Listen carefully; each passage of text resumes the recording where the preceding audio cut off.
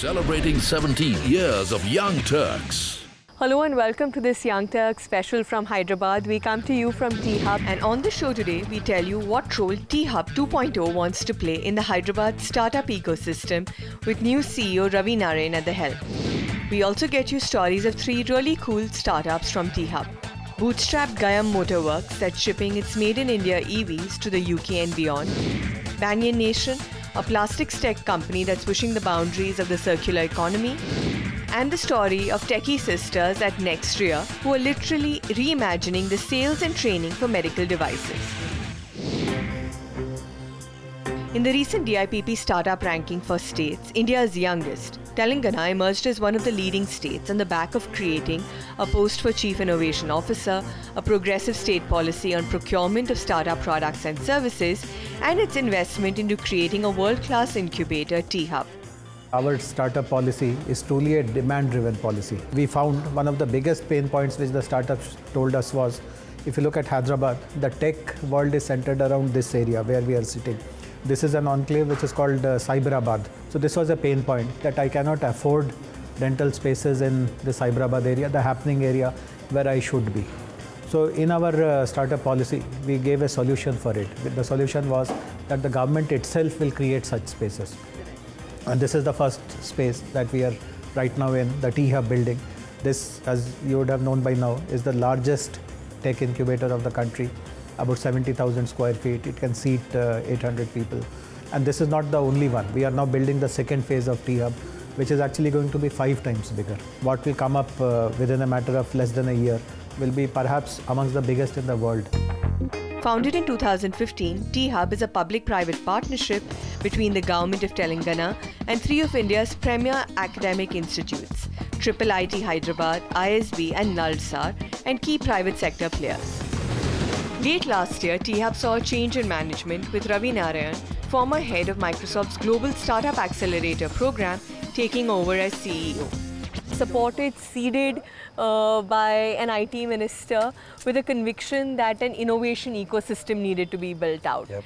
Give us a sense of how you plan to take the journey of T-Hub forward. Telangana has come up with a startup policy based on this triple helix model, which is the industries, the academia, and the government. Okay. How do you bring these 3 elements together to build innovation ecosystems? And I think startups have the ability to pick and choose the best possible resources, the best possible opportunities amongst these 3, and actually take some things to market. And I think T-Hub has that unique responsibility to actually do that with the corporates, where we generate the demand for the innovations that are coming from the startups, and at the same time be able to create these models of an ecosystem which we can replicate in a larger sense across the state and potentially across the country. All right, but that comes back also to a problem of research. Now we know how much countries outside of India, whether it's China or the US, or even Israel for that matter, invest in research, and I think that is you mentioned earlier as well, going to become one of the pillars of what you hope for T-Hub 2.0 to have integral in its ecosystem. The kind of work that's coming out of it is just world class. Okay. Yes, we do this in a very siloed environment, but how does it apply to the real world? How does a startup leverage these kinds of things? How do you build a business around it? How do you build a business around it is something that people do not necessarily think about. And I think that is one of the things that we at T-Hub have the unique opportunity to do. Not only are we situated physically in a research institution, but at the same time we have the opportunity to collaborate. There's this physical proximity that has worked so well in some of the other places. We are trying to do that, and we're embarking on certain projects along with IIIT, for example, very soon, and that will give us the opportunity to bring deep research versus deep aspiration and deep market understanding that we get from the startups, and bring them together to work on something that is going to be uniquely suited to solve some of the problems that India poses for us. And one such startup is founded by IIIT Hyderabad alumni Raja Gayam, who along with his brother Rahul Gayam has built an electric vehicle startup that's taking on the Xiaogasis and Teslas of the world with its path-breaking battery swapping technology. The conversation always starts off with, yes, we have tried three-wheelers, they don't work. The problem is most of the players in the Indian market, in the three-wheeler e-rickshaw segment, they make tall promises. Customers actually don't look for tall promises. They just see what is your current cost and are you able to better that by how much margin. And we are able to reduce their operational cost by 40%. With that kinds of savings, there is no sales pitch. There might not be an elaborate sales pitch that the co-founder of Gayam Motors, Raja Gayam, requires to sell his e-rickshaws, but he does have a story to tell, and here it is. So I am from IIIT. I did my bachelor's here and I usually come to play football here. So everyone would be complaining when I would be leaving the campus. We started off in 2011. One thing that motivated us was it was extremely polluted. So we wanted to work on electric vehicles, and three-wheeler is one of the primary movers of people in India. So we chose that aspect. So initially we started off with CNG and petrol vehicles to understand how the market is and all. So we sold our vehicles to Bangladesh, Indonesia, Ethiopia. About 5,000 vehicles we have sold to these places.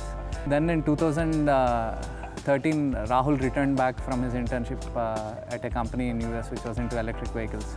By then there were already e-rickshaws which were being produced in China. So the issue there was the maximum speed was 25 kilometers per hour. If there was load, people could not climb slopes or navigate rough roads. So we wanted to make a like-for-like replacement for a diesel or petrol-powered vehicle. So we produced a vehicle which had 110 kilometer range, which can climb slopes of up to 25 degrees. But the price was extremely high because back then we used to import most of the components. And also we didn't have control over the battery pack, which was about 60% of the cost of the vehicle. So we started indigenizing various components in the electric vehicle, the battery packs, the BMS, the controllers.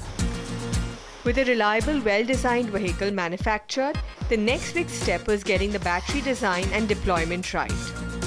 No one actually wants to wait 3, 4 or 5 hours to get their vehicles recharged.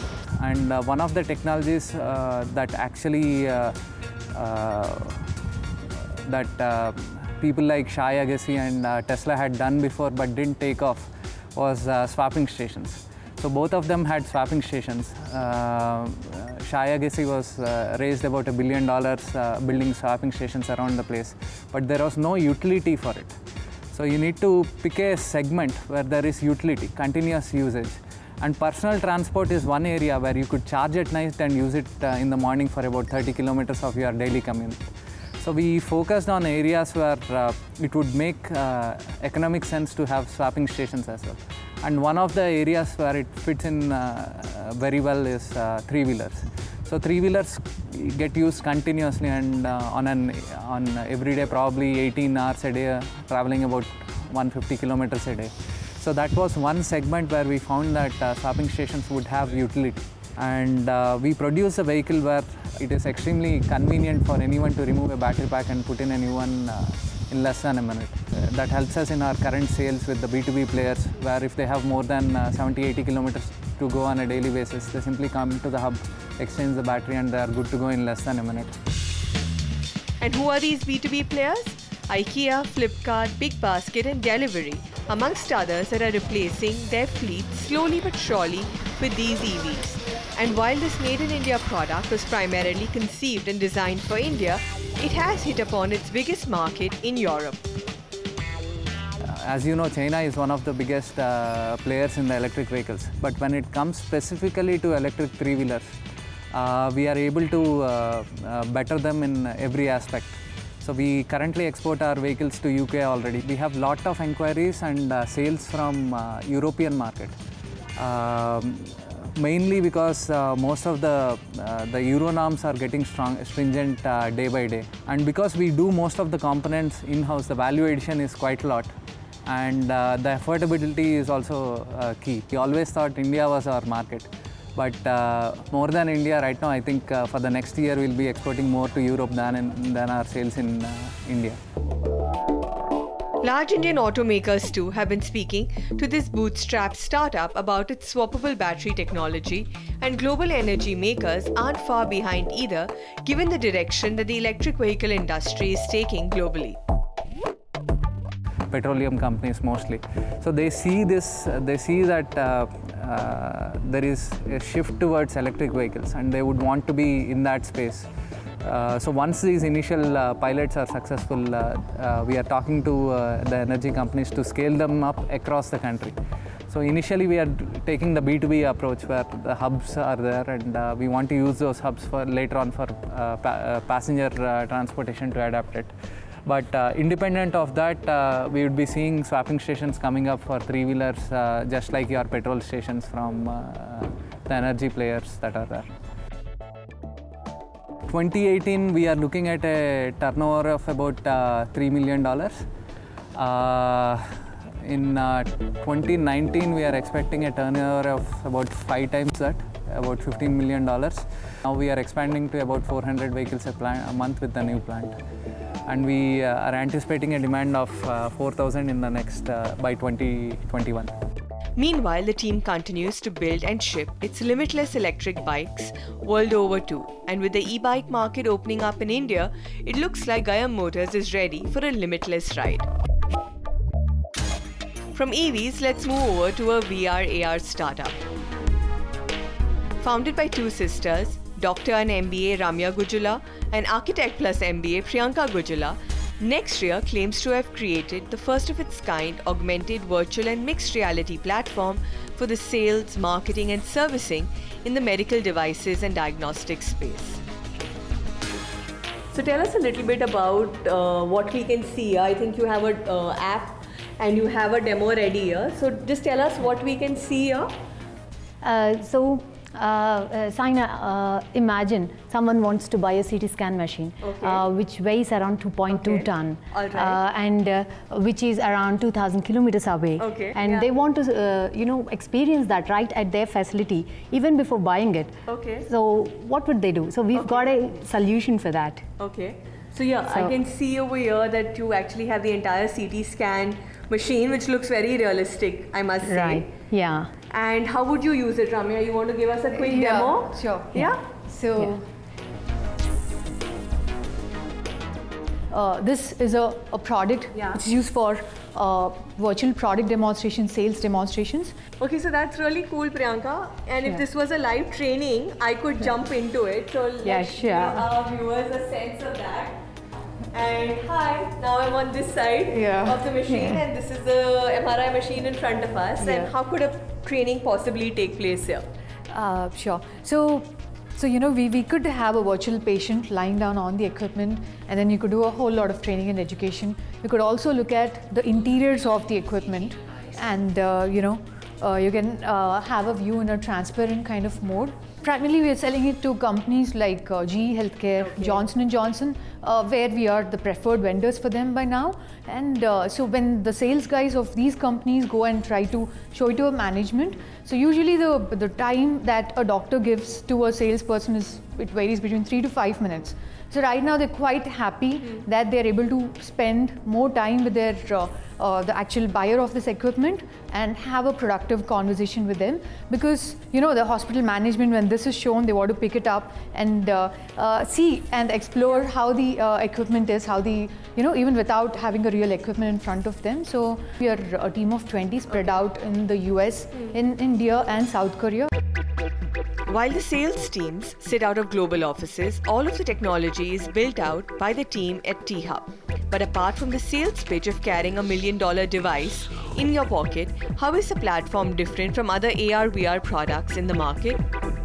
So what we have done is we have basically gotten all the technology from the iPad, from the HoloLens mixed reality headsets, and got it onto an iPad and made a simple app. And we've built a platform around it. So we have a lot more features than any other a normal app, augmented reality app holds. Right now we are building these virtual product demonstrations and training tools, but then we're going to the servicing space. where you could actually service the equipment on a remote basis. A service engineer who's just going on, a field engineer who's going there to service certain things, and he doesn't have an expertise with him as to fix certain things, he can collaborate with a senior service engineer who's sitting on a remote basis far away from him. With a tool like this? With a tool like this, and we're building another platform for that, and that is where we are headed, and that will be a game changer because it will drastically reduce all the service costs which the companies incur right now. Celebrating 17 years of Young Turks. Hello and welcome back to this special edition of Young Turks that comes to you from Hyderabad. We are at the IIIT Hyderabad campus, which has been home to T-Hub for the last 3 years. And I'm in conversation today with Ravi Narayan, the new CEO of T-Hub. Ravi, let's continue the conversation that we were having, and let me ask you a little bit about going forward for T-Hub as far as using some of the Y Combinator sort of model is concerned, where the accelerator or the incubator actually takes some sort of equity in startups that go through its program. Are we looking at, or are we ready yet for that sort of program here in India at T-Hub, or is that still some time in the future? Are we not there yet, and why not? I think we are ready, but then we are also not ready. I think what's happening at in the larger magnitude of startups, I think the number of startups that if you've seen the numbers, you have tripled in the number of startups. Correct. And this would not have happened if there is a frictionless ecosystem that's made available to people. People are able to, take help from each other, create a peer network, and there's a lot of that. If you start bringing in any commercials into that, it becomes really hard.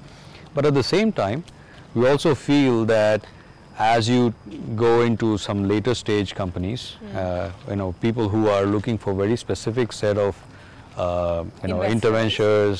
interventions of some kind, which could be capital intervention through investors, which could be very specific go-to-market interventions from other players in the ecosystem.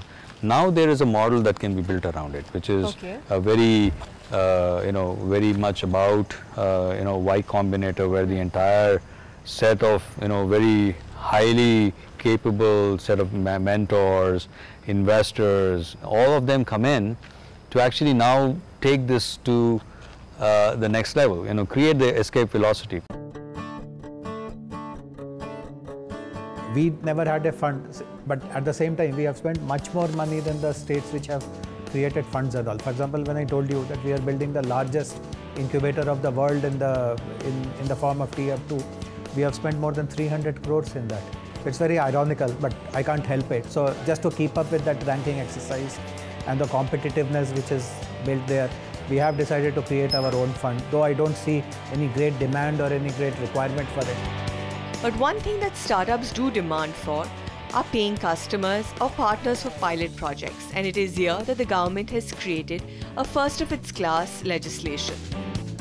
And what it says is that as a startup, if you have a product or a service which is of relevance to the government, then I will procure it from you bilaterally. I'll become the first customer. So the government guarantees a market for every startup. Mani Vajpayee's plastic recycling startup Banyan Nation is a case in point. The startup benefited from finding an early customer in the government as it went through various corporate mentorship programs at T-Hub. Here's the Banyan Nation story. Plastics pollution is perhaps the most pressing problems of our time, and it needs our utmost attention.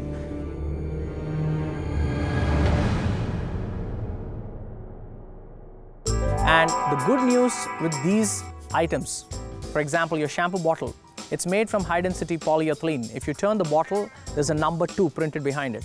Now, these bottles can be recycled many times over.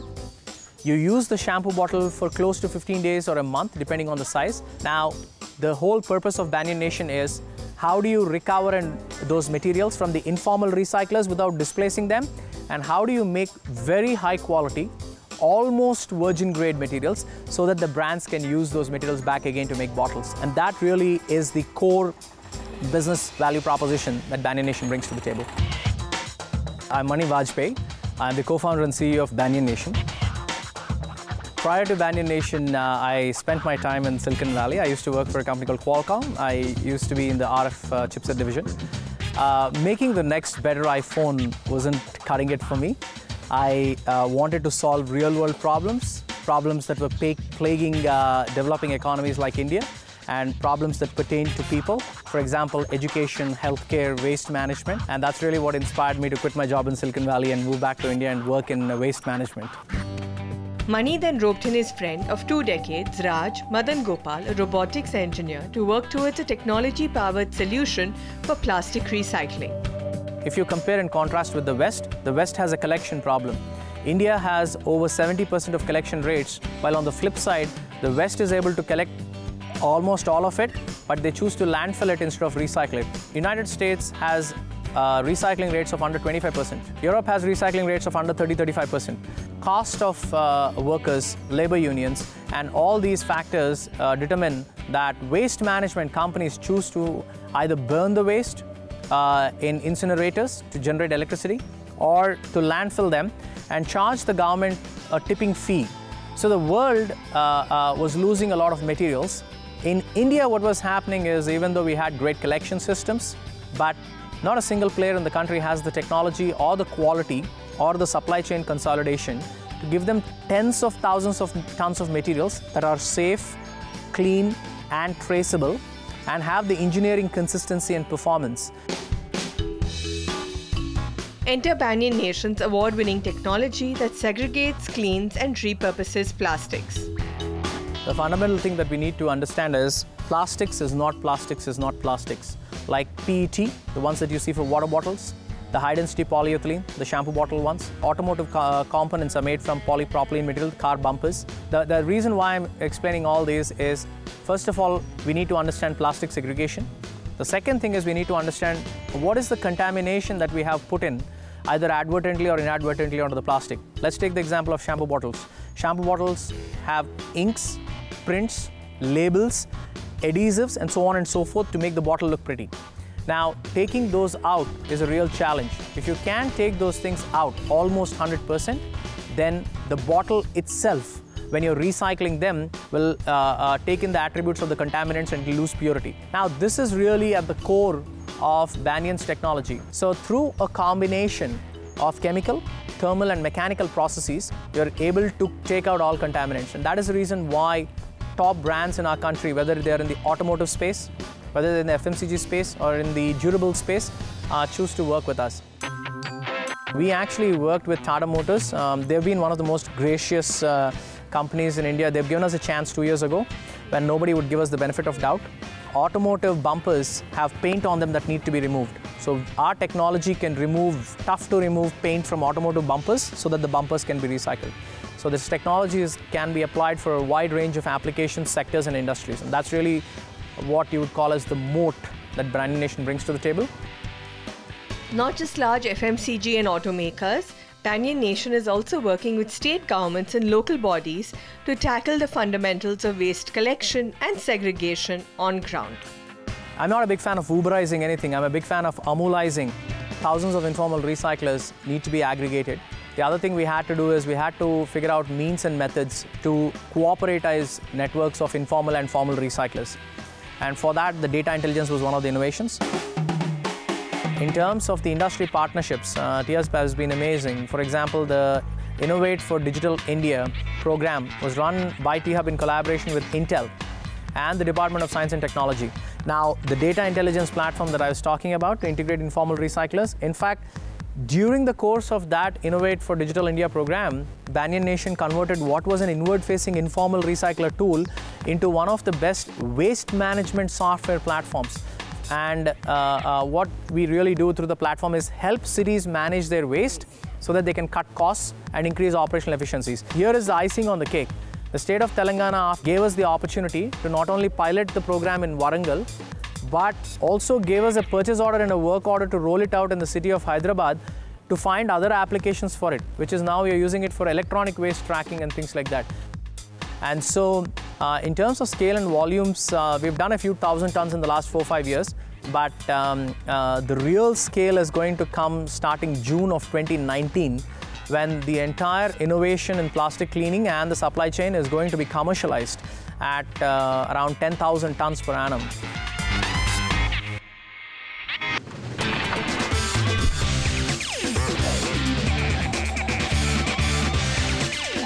Celebrating 17 years of Young Turks.